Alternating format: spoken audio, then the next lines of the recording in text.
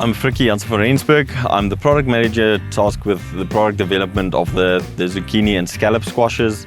So basically I'm the link between the sales team and the breeders, and also exclusive breeding programs from all over the world.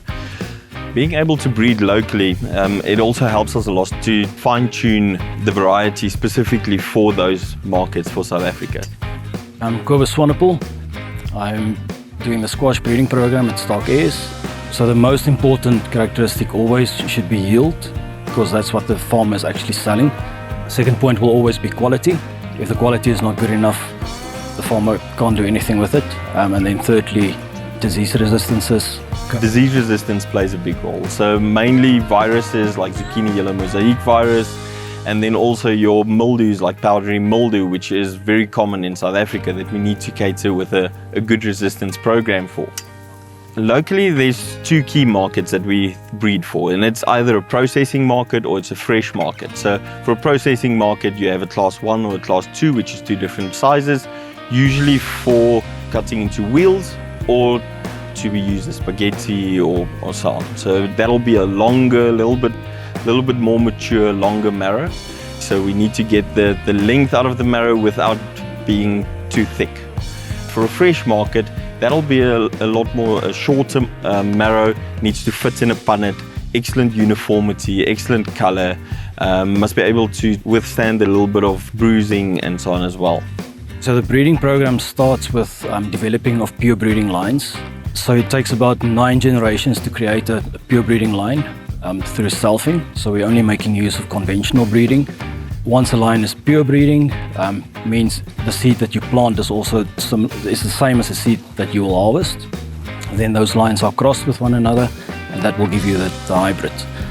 So you usually start in your early generations, F2, with a lot of variation. And as the generations advance, the uniformity will start to improve.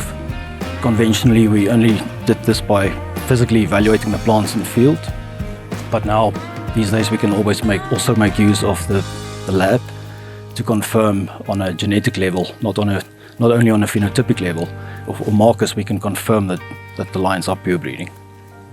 Okay. So not only do we need to cater for the market, for the consumer and for the grower to be able to deliver to all of his market requirements, and then also the smaller details like a plant habit. So a plant that grows a little bit more upright, the fruits needs to be visible but protected so the laborers don't miss it. It's easy to harvest, needs to break off from the plant easily. The flowers need to remove easily from the fruit without breaking into the fruit, and a lot of the smaller details that we need to cover for the grower to be able to minimize his waste and just maximize the profit for the grower as well. So all of these factors need to be considered and factored into the breeding program so we can offer a high quality product to the grower.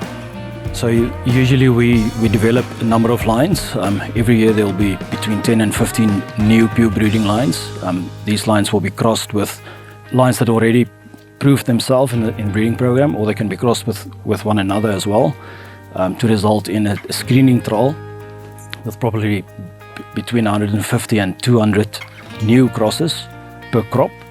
These crosses are then planted on station to compare with commercial standards, and only the best performing varieties will be selected to be replanted the following year. And once it's confirmed that it's competitive with commercial material, then it will go to production for larger quantities, then off-station trials, and then commercialization. Together with our processes and expertise and genetics and so on that we can offer, means that we can pack seed to meet the requirements of our growers and their customers.